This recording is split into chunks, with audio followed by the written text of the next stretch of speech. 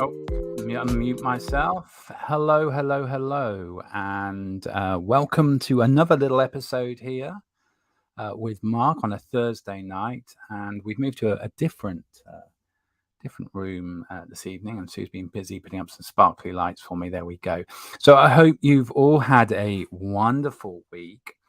And on this little episode here, and I like to do one of these every Thursday, we're going to look a little bit about just a bit about stress and meditation and how they all work together. So these are little mini series. They're just very much beginners information, but it's a great way for you to join in if you have any questions and if you would like to be part of what is going on here. I've got my mouse stuck, so there we go. If you would like to add a comment, you can always do that in the comment bar if you've given your permissions prior to joining in. So my name is Mark. I teach meditation for a living, and I'm doing lots of these little lives through the winter. Now, on a Monday night, if you're in the Heart Mind Yoga group, you can join in with the Monday meditation session. That's very, very interesting, and we have a bit of a giggle as well. So if you want to come along and join that, then you just need to join the Heart Mind Yoga meditation group. So this evening we're looking a little bit at stress and meditation and how they all work together. So these sessions are quite freestyle. I'd make just 3 or 4 little sentences here of what we're going to talk about, and I look forward to your questions, your participations, your correlations and thoughts. It's always good to hear it. Now, if you want to, when you are commenting, I can just pop up a few of the questions up here on the screen. And I know that we are live on in our Heart Mind Yoga Meditation group and on the Facebook page, Mark Nichols Meditation. So welcome, welcome, welcome. Now, I don't know if you've noticed up here in the Northern Hemisphere, it's getting a little bit dark in the evenings now. We're at 7:10, and it's a little bit dark, and it's a little bit cool. And of course, I know that we have many who come along who are in the Southern Hemisphere, and you are getting nice and warmer now, I suppose, getting into spring. But wherever you are in the world, I hope you've had a fantastic and wonderful day. So these are freestyle sessions every Thursday from 7, about 20 minutes. I try to keep them to maybe half an hour. Now I'm just going to flick a little few switches here, and there we go. A few little banners come up. But let's have a look at stress and meditation now and how all that works. Now, for many years, and you've probably heard it yourself on countless occasions, everyone will say to you, "Oh, it's just in your mind. It's just in the mind. Don't worry, it's just in your mind." Of course, it's just in your mind. The mind is a very, very complex and complicated part of who we are. And of course, we are very good at picking up when something isn't physically right with us. But how good are we at picking up on things when mentally, psychologically, things are not right with us? We don't, do we? Many people, they don't do it. Or, they just look at the symptoms, or they look at the situations of their life, and they try to rationalize it, and they realize that something might. In fact, mental health has become a massive topic over recent years, and about time too. So in a lot of these episodes, we try to look a little bit at how we can use meditation. We have a chatter about a few other bits and pieces as well to make a difference in the quality of our life. Now, I found a lovely phrase here. The English poet John Milton famously said, "Your mind can make a heaven of hell and a hell of heaven." Think about it. What is it that our mind can do to our own existence? Many, many, many wonderful, and for some people, many, many painful things. And really, it doesn't need to be this way. It doesn't need to be like this. just a few simple designated exercises around mindfulness and meditation can have a huge impact to the way that try a little bird looking at me here through the window, can have a massive impact on how you deal with your mental health. And of course, stress is a huge one, isn't it? I hear it all the time with people I work with. How stress has such a massive impact on their life. Now, my name is Mark. We are here for about 20 minutes. And in this episode, we are looking at meditation and stress. Now, when you begin to understand how your mind is structured and how it works, then you begin to realize how you can self-distort your reality. You can self-distort what is going on in your world, and you can amplify certain things within your mind, your certain thoughts and feelings. We'll come on to those in a second. You can amplify your happiness. You can amplify your sadness. You can amplify your anger, and you can amplify your peacefulness. And that's what we do when we're looking at meditation and stress. We try to amplify the peacefulness in our mind. Now, the other super important thing about meditation and stress, and we'll come on to stress in a bit more detail, just very, very lightly in a few minutes, is that it's about getting to know yourself, because your mind can go into uncharted waters. Now, when you meditate, you find yourself calming down, you develop your concentration, and you start to develop the calming power of your mind, which is really what we're here to talk about. You begin to understand the inner experiences. And if you have a question or any experiences about how meditation has helped you or how you deal with stress, then we'd love to hear them from you. You can just type away there in the comments bar and they'll just pop up. So very often your mind can tell you all kinds of nonsense, right? You can take a situation and your mind can play it in a certain way, which is not true. And when you learn to develop your concentration, and when you begin to learn to develop your focus, then you very, very quickly learn to differentiate between fantasy and reality. And we'll talk a little bit more about how that's important with stress very, very shortly. Now, when you start to get stressed and when your life becomes very, very stressful, there are certain aspects that start to show. So I call it the bad day scenario. Here's a classic example of how stress can start to show. So you get up in the morning, and either the person that you live with or cohabit with or your neighbor, you have a bit of a falling out over something. And sometimes it can be something as trivial as they didn't turn the light switch off, the toast was burnt, someone didn't lock the door, or whatever. These things go on in our life. And then you go to work and you've got it on your mind as you're driving along, and then you forget to indicate or signal to turn because you're focused on replaying this incident that's just gone on. Then you get into work and you're not really fully focused because the conversation you had this morning was not very comfortable and it's not sat with you very, very well.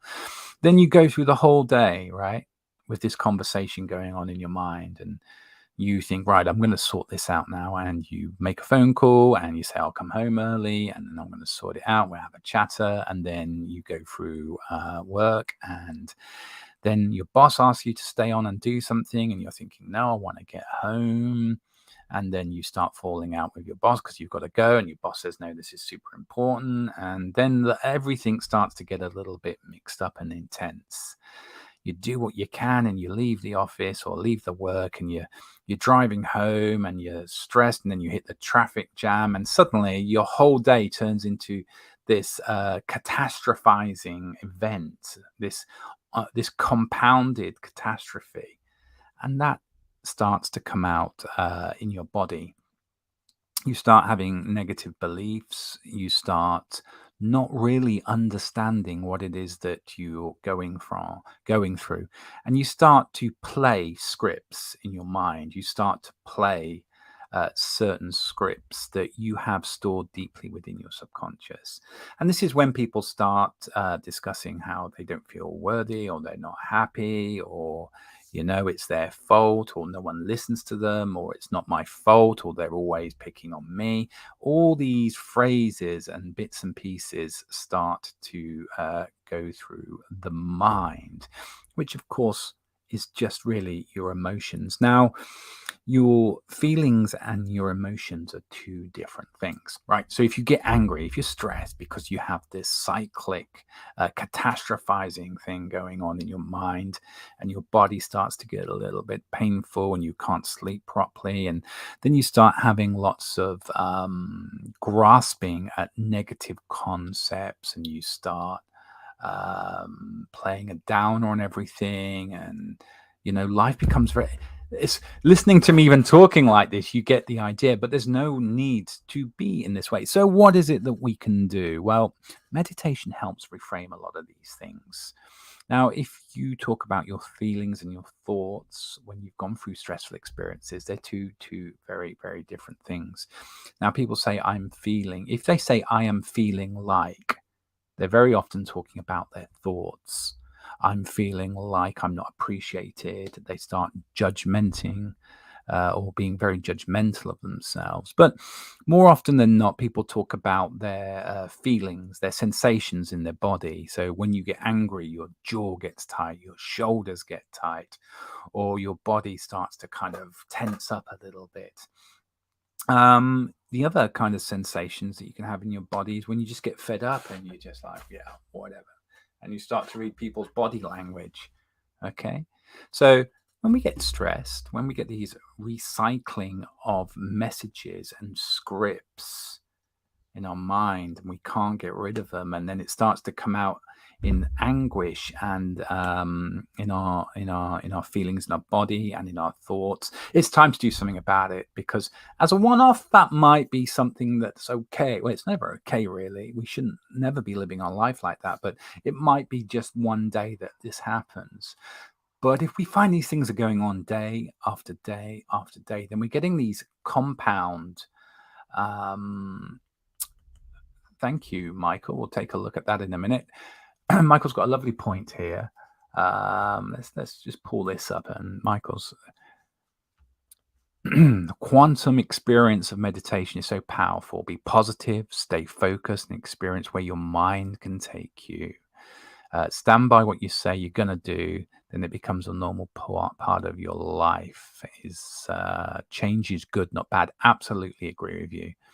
And in fact, stress is often related to people not being able to come to terms with the change or solutions that they need to make the changes that they want to in their life. They become there. That's a great comment, Michael. Thanks for sharing that. I'm going to leave that up there for people to take a little look-see at there.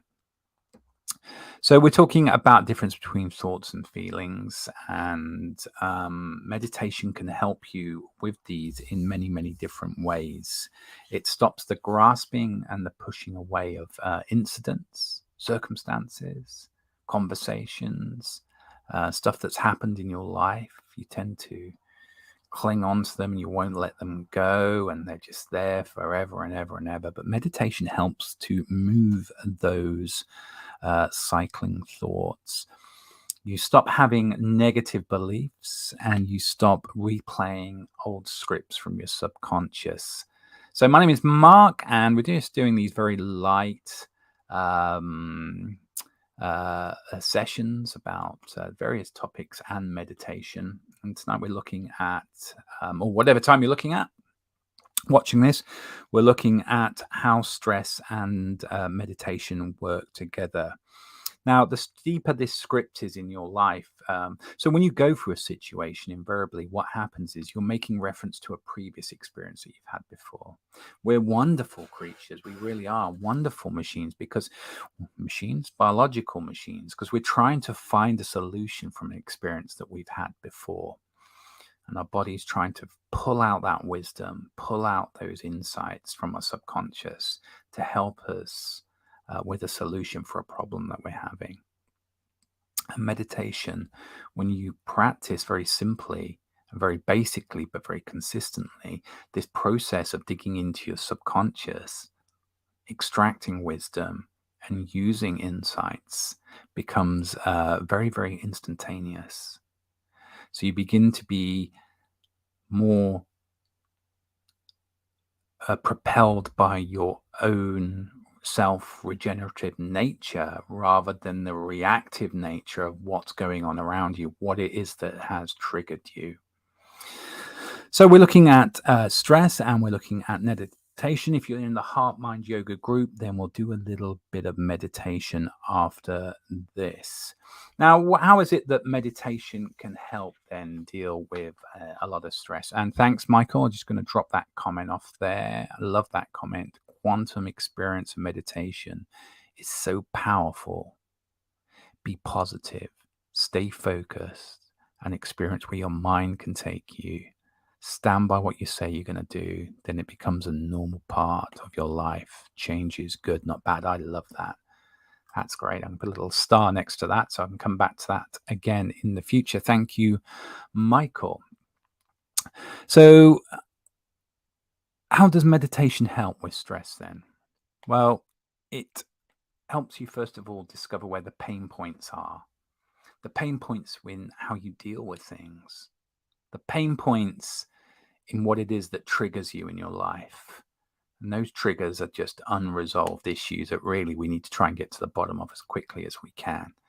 And it takes some people a short while. It takes some people many, many years. But if you can work on your triggers, if you can work on the things that you know aren't right, in whatever subtle, soft, intentional way that you can, then you're definitely changing yourself. And that is very, very important.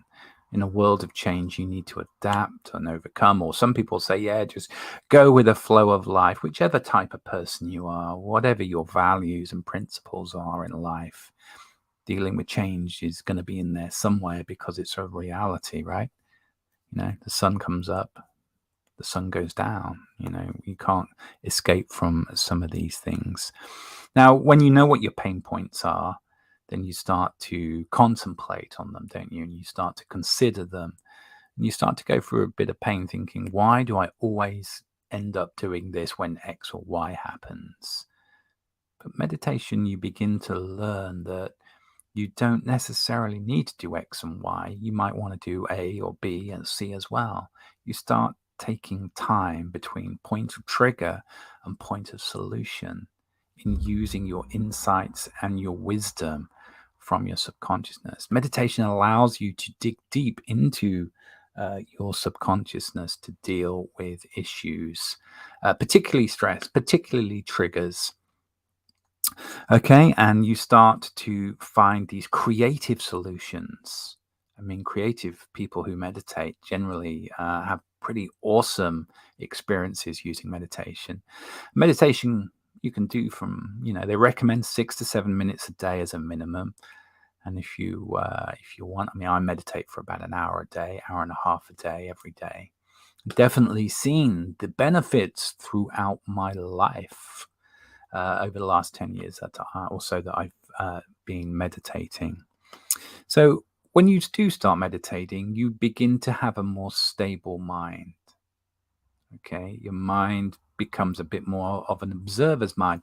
It becomes a bit more of a learner's mind. It becomes a little bit more focused on getting all the necessary information it needs to come up with a creative, grounded solution to whatever it is that you need a solution for, rather than just flying off the handle or letting these things get to you. Really, we're just processing information in a super efficient and super agile way that benefits our lives the most. Yeah, I've never really thought about meditation like that until now. The dealing of information in a very, very efficient and effective way that doesn't cause any pain or suffering. There we go, sold, right? So when you meditate, you're using this deep, profound depths of wisdom and insight to stop you becoming overwhelmed. Now, there are a few thoughts from me on stress and meditation, how they work. So, stress is the accumulation of experiences that are triggers that start to have an impact. I'm asking you to consider this. Everyone's got a different opinion on it. That start to have an impact on your wellness and the way that your life goes from day to day. And it becomes compounded, it can become chronic, and it can lead to all kinds of interesting and not so interesting lifestyle choices, considerations, or the way it pans out. Meditation, of course, allows you to differentiate between thoughts and feelings. They're two different things, and you begin to understand quite clearly what thoughts and feelings are and how they impact your life. You then begin to understand the scripts that go on in your life that you use as default for dealing with situations, and you begin to realize that they're not always the right solution. So you become a bit more dynamic, you become a bit more focused, you become a bit more observational in being able to deal with information to help you stop becoming stressed. You come up with ingenious, adaptive solutions. Now, if you're in the Heart Mind Yoga group, then we're going to do a small piece of meditation in a moment. These are my thoughts, my feelings, and my consolidation of what I've learned. Now, you might have a different experience, and I'd love to hear from you as you type them away in the comment box if you get time. And if you want to be part of one of these sessions and you've got something that you'd like to add, then you are more than welcome.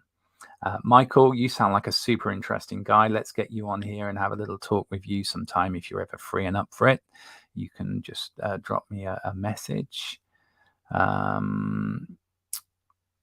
Oh, thanks, Michael. You know, a little note here. Meditation can bring you positive results. Believe and have belief within you. You'll start seeing different attitudes within yourself, and always within yourself. Always question yourself. Within time, you find a path that shall become your peace, and that's what it's all about, isn't it? Having a happy, peaceful, and fulfilling life. Okay, without getting too drawn down into the negative information that surrounds us through choice, or not being able to deal with the negative information that is cast upon us. Okay, so thank you very much. Next Thursday, we'll have another topic. I'll come up with something. If you have something that you'd like to talk about in relation to your lifestyle or lifestyle living or meditation, then just drop us a line, okay? And we can get to your topic on here, or we can get you as part of the show. It's nice to see you, Michelle, Sam, Nick, Michael, of course, Vivian, Sharon. Great to see you as well. And it's always good for you to be part of these. And many of you I know follow all my activity on social media, on Facebook, on Instagram. So thank you very, very much. Appreciate your presence, appreciate your follow and interactions. So we're going to do this little piece of meditation now. And if you are not in the Heart Mind Yoga group, or you are watching this on a different channel, I bid you farewell, a good day, a good evening, or good morning. And feel free to leave any comments or thoughts that you have below. So I'm going to bid some of you farewell, and we'll just go do this nice piece of 5-10 minute meditation live meditation together now. Okay, au revoir until next time. I'm just going to switch some of these channels off now, and over we go to our group and do some meditation.